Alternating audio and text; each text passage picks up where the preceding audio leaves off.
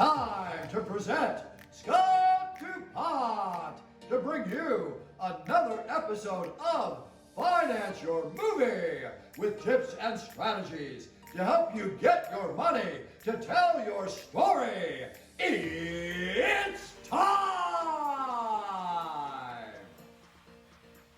All right, another episode of Finance Your Movie. Thrilled to have with me Crash Buist and Lauren Senechal. Crash is the writer, director, star. Lauren is writer, producer, star of The Stratum. Welcome, guys.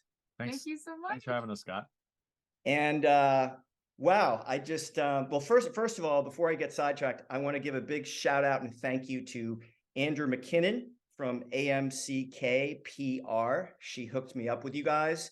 Yeah. He sent me the trailer for The Stratum, and I want to see it this weekend. I apologize, I haven't seen it yet. I just saw the trailer, but it looks amazing. Like Yeah, we signed up with you Thank pretty you. quick. As soon as she sent the thing, we set up. So you haven't had a lot of time to watch it either. Yeah. So we just were Quick excited. turnaround. We're excited to talk to you. So no, and she said this, I don't really believe it, but she said it was a fairly modest budget. So was this kind of under 500, under 300, under a SAG ultra low? yeah, budget? it was a SAG ultra low budget project. So we did have some SAG actors.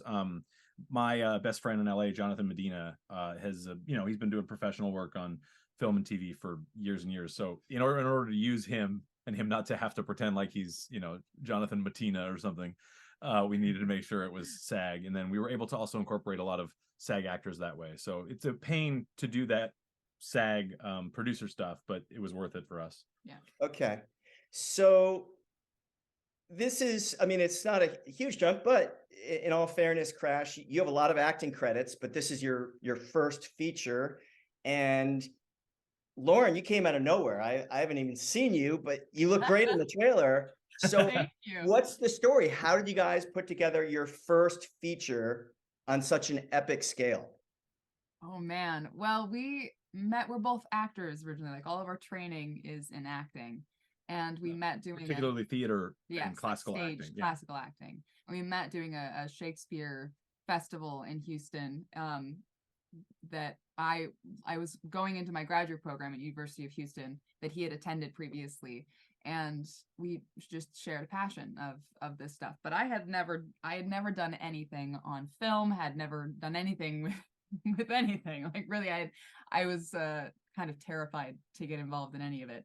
But he's been doing it. Yeah, like you said, he's got a ton of credits. He's been doing this a long time. Yeah, well, I moved to LA in 2015 after I finished graduate school when same place, she at University of Houston. It's a 2-year acting training program where they pay you.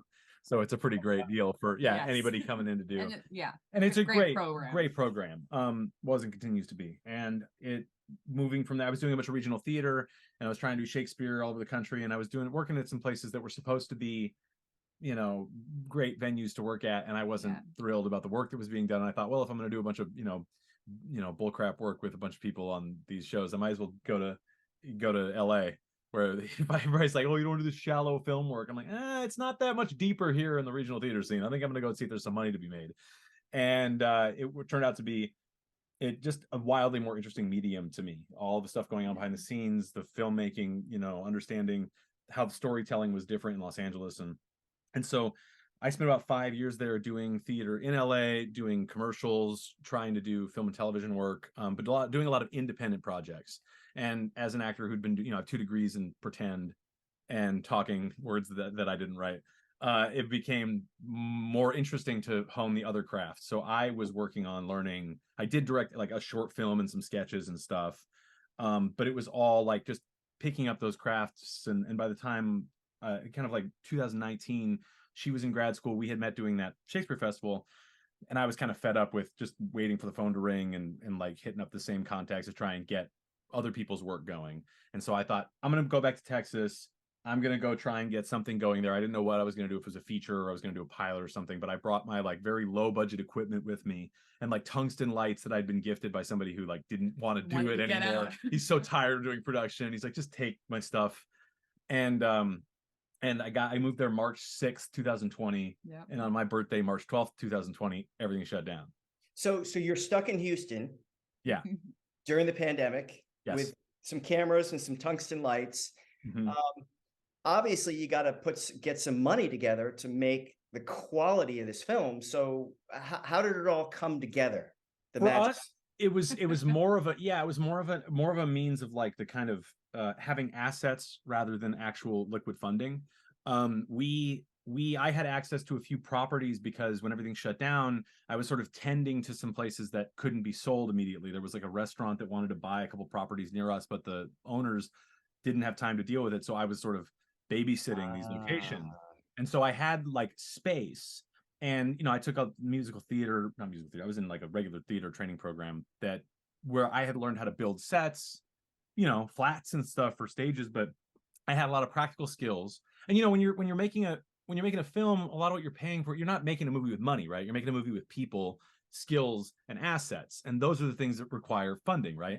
So when we originally wrote the script, we were going to be submitting it to a contest, and they were going to give us $30,000 and have a director babysit you. Like a socially distanced. Yeah, there was like script. a contest that we were going to enter with this script. And then when I read the fine print, it was that they own all of the scripts that are submitted to them as their property, whatever. It was one of those things where total con job. And I was looking at it going like, and they were going to give me 30 grand. And I went, that's nothing.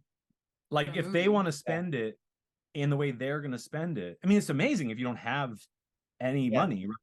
And so the only money we ended up really using was I had like a pandemic unemployment checks that I was getting from LA that we ended up spending on the start of it.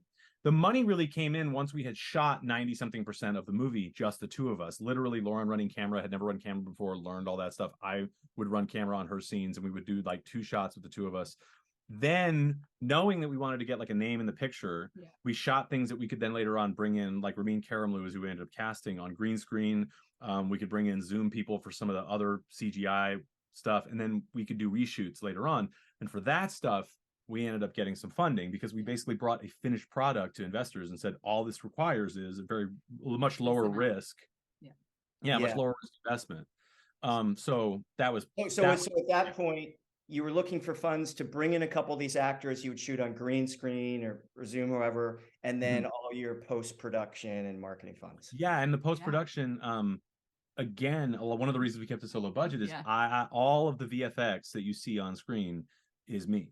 I did all 330 VFX shots in post-production. Yeah. All post was him. Wow. And the sound mix. It looks like Hollywood level. I mean, it did not look cheesy at all. Thank you. And that's a lot of that is like, I went from zero. Like I'd done some editing previously. I'd edited a couple of features when I was in LA for friends, basically, or people that, you know, that had run out of money, but they knew I was good. And so they'd like, so I had some skills, and I'm computer skills, and I played World of Warcraft professionally for 10 years, right? So I like did a lot of video game bullshit and, you know, that kind of stuff. But I just sat down and taught myself Blender, Fusion, some Maya stuff, and just kind of, the internet is a vast ocean of places to save money and learn things if you especially during the pandemic. Yes, absolutely. I mean, it was it wasn't really a break. We spent about 3 months playing video games, and then we went. So besides the video games, that's all fun. Yes.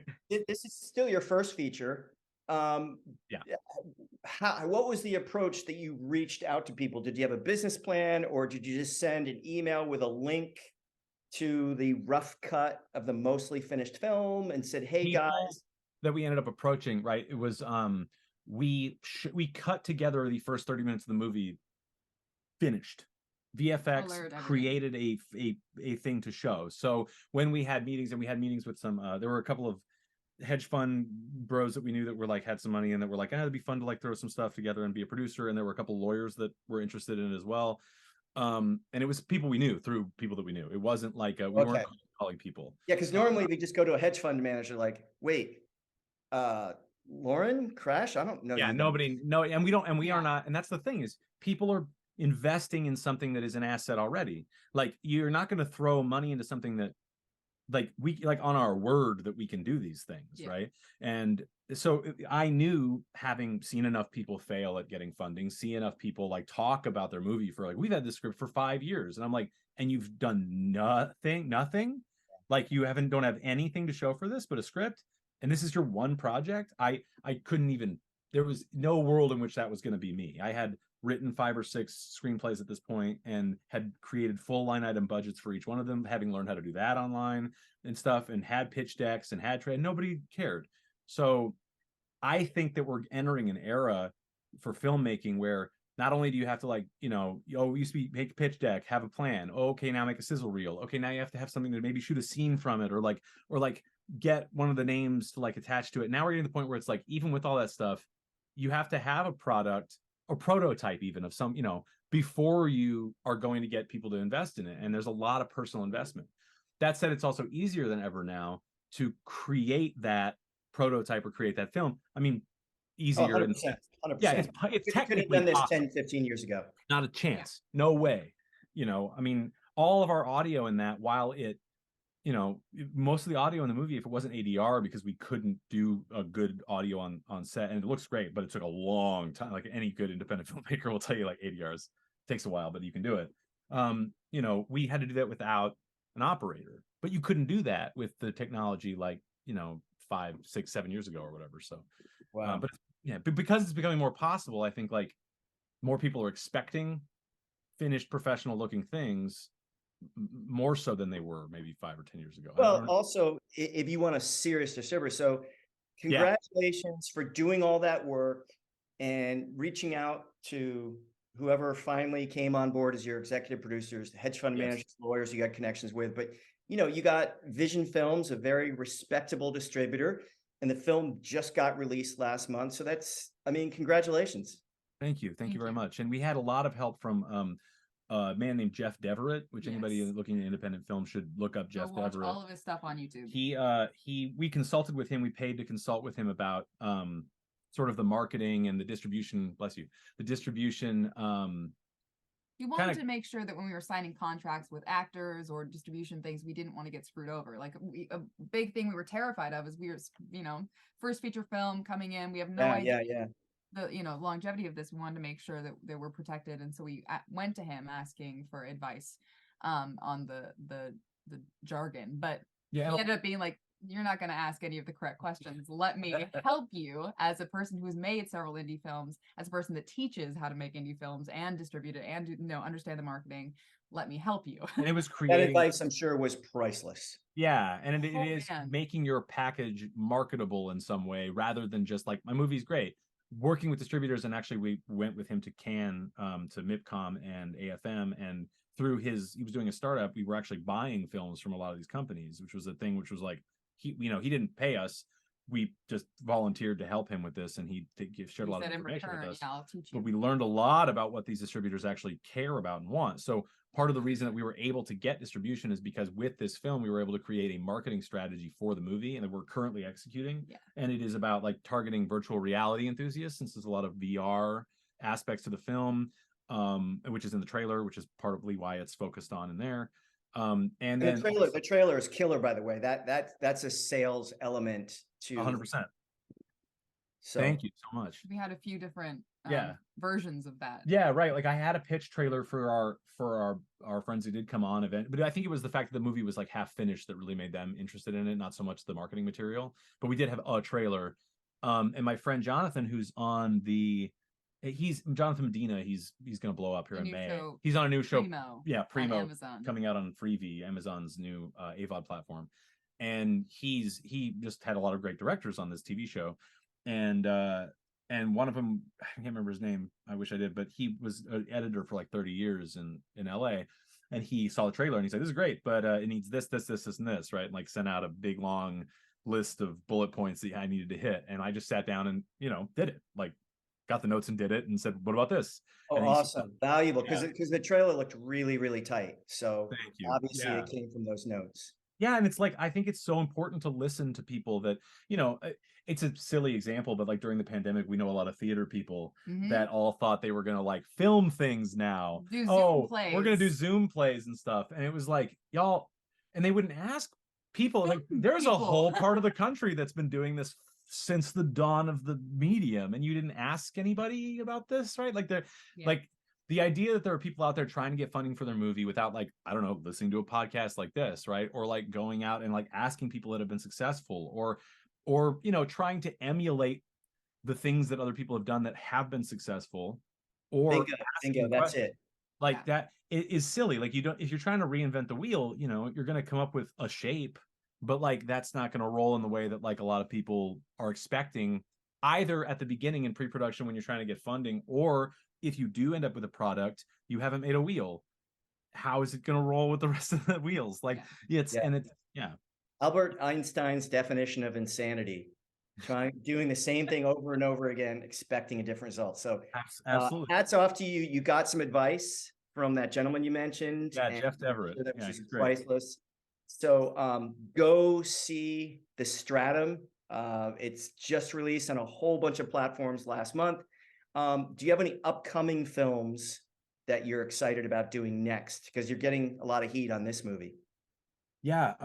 So currently we've got we got a lot of fingers and a lot of pies right now that are cooking. But the two things we're really excited about feature wise is we have a crime drama called Red Dirt, and it's about two brothers, Latino brothers in New Mexico that one of them's a drug dealer, one of them's a cop, and when one of them's wife and kid get murdered, the sort of investigation and revenge story of that unfolds, and that's one of the projects that we're working on.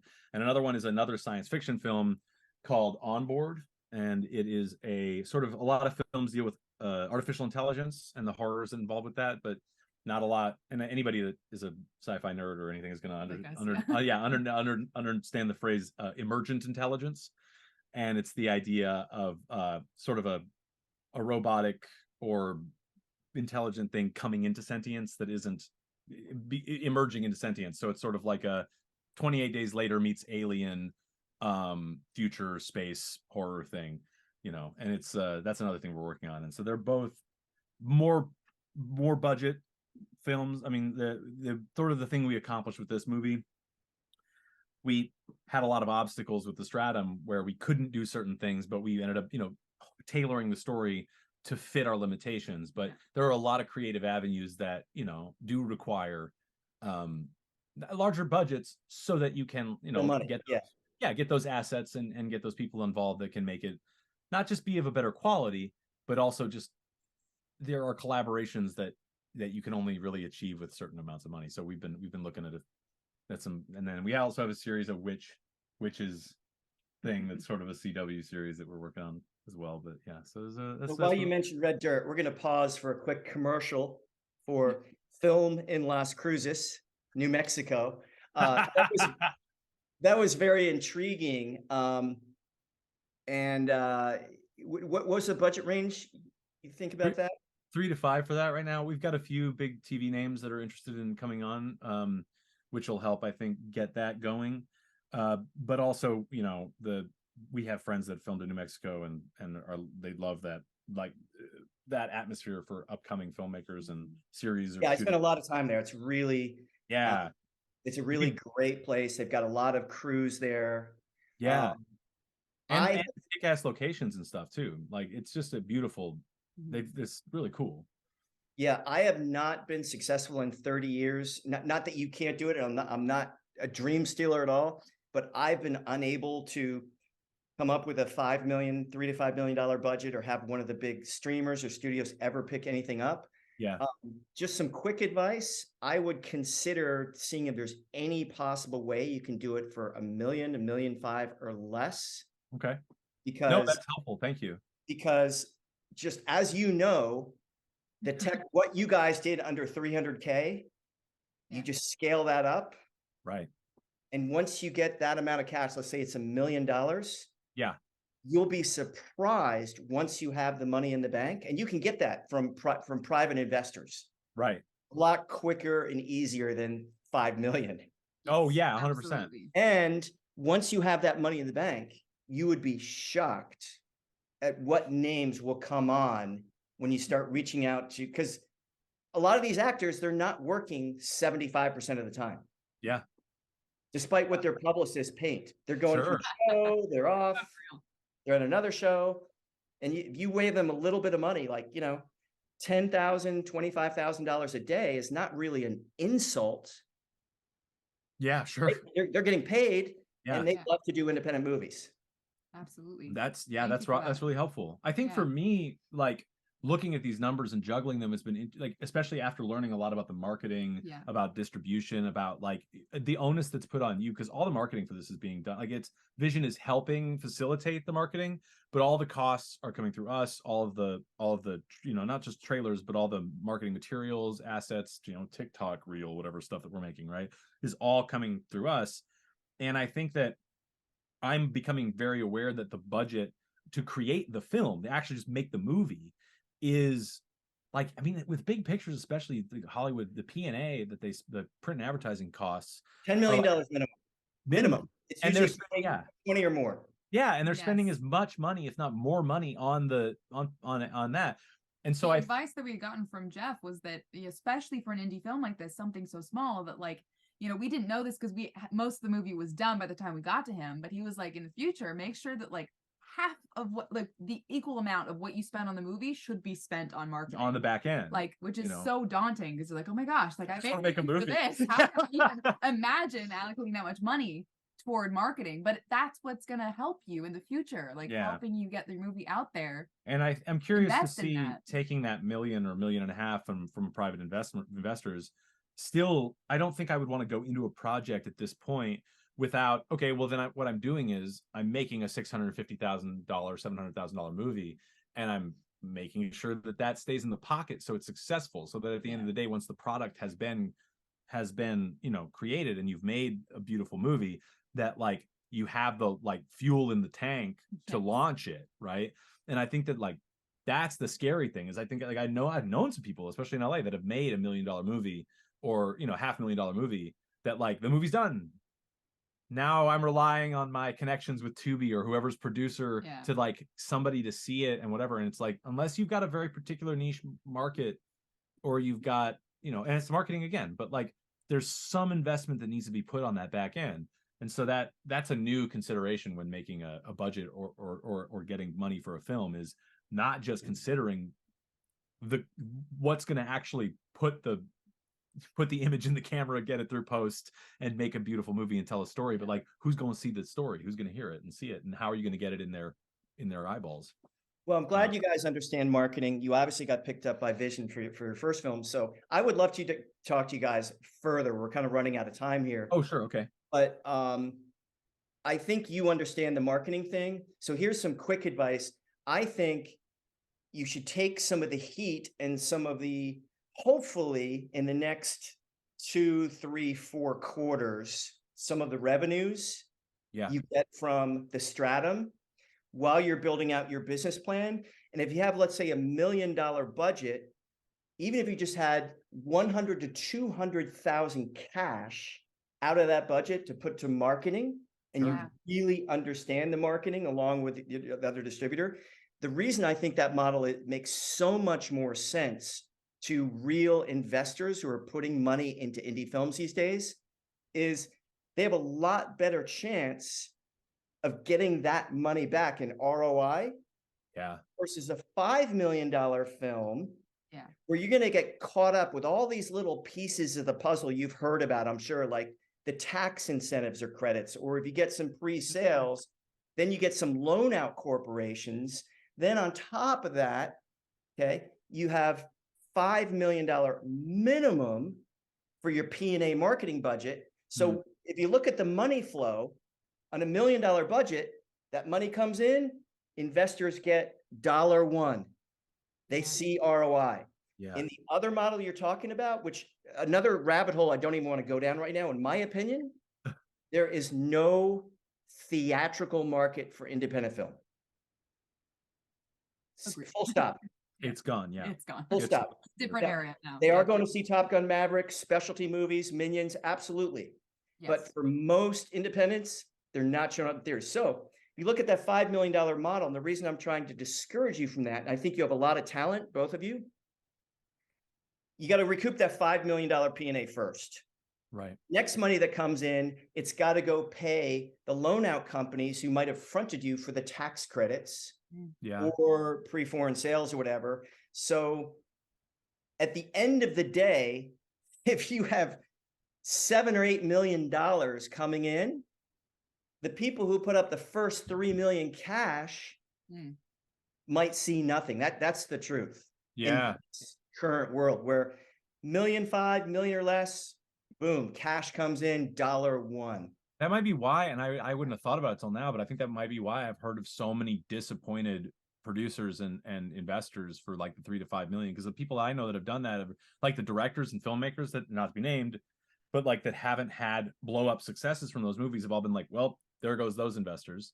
Like I have to go now make new friends and new investors because they're not seeing the return. But the people that I know that are running, a $600,000 film or whatever, they all seem to be, once they get the sale, once they get like their first money in, a lot of those directors have come back to me and said, we've already paid back the producers plus interest, and now we're working on, back points are actually making a difference now. So that's interesting. And I think that, making more movies, more good films at lower, and also especially now, like we're talking about, technology is changing. If you're creative. What I saw you guys do at 300K, you guys can triple at $1 million. That's, you just did it. Right. Yeah. And I think hopefully more than triple. It's like sort of a thing where the exponential improvements that come with investments, and like also talent you can get on board, like you were talking about, right? That's an exponential difference, right? Having, getting a Christian Slater in your movie suddenly exponentially changes your caliber. So anyway, we went a little bit over. I'm just so excited about your film, but what's thank you so much for your time today. What's the best way that people can follow you? Do you have social media coordinates or contact you? Contact us at our first name, Crash, or Lauren at StenicStudios.com, STHENIC Studios. It means excessively loud and fast, which is StenicStudios.com as well. Yeah, also StenicStudios.com. Yes. Excellent. Thanks for spelling that out. We'll put that in the show notes in the flyer. Any parting words of advice, since you guys just reached out to these head managers, attorneys, or whatever, and got your money to do your film, for people who are sitting where you guys are 2 years prior, trying to make the film, trying to get the money to put it together? Yeah, I think the thing we did right, and the thing that I would continue to think about and I would encourage, is put yourself in the shoes of the people who have something to lose. What would you want to be presented with, and what would give you confidence if you were saying, okay, imagine it's like half your money that you're going to be giving to somebody. What would you want to see? And in my case, I knew I don't have a name, I don't have a track record, so I got to have a film. I got to have a product. I have to be able to show and do it in whatever way I can. And for us, it was, figuring out what low budget models, what techniques were available to us that were professional, and then capitalizing on those things to show, and to know that they're not interested in what your potential is. They're interested in what your concrete investment potential is. And that's what you would be interested in. If you're a filmmaker, put yourself in the shoes of an investor or somebody who has something to lose. You're interested in something concrete. So don't be afraid to be something concrete and be something worth investing in. Don't wait for somebody to invest in you before you make something, would be my suggestion. Great advice. Thank you. Advice. Well, Crash, thank you so much. Lauren, I wish you all the best, and we'll see you hopefully in a few years with your next movie. Thanks so much, Scott. Thank you so much. Thanks for listening. And remember, it's time! There's never been a better time to make your own indie film. And if you have a dream project you're excited about and 100% committed to getting it funded, go to financeyourmovie.com and click on the green telephone button. You'll see our calendar, and if you find an open spot, grab it. You'll get a one-on-one call with me or one of my partners. It will be the best hour you've ever spent getting clarity and strategy towards financing your movie. Thanks for listening, and we'll catch you next week.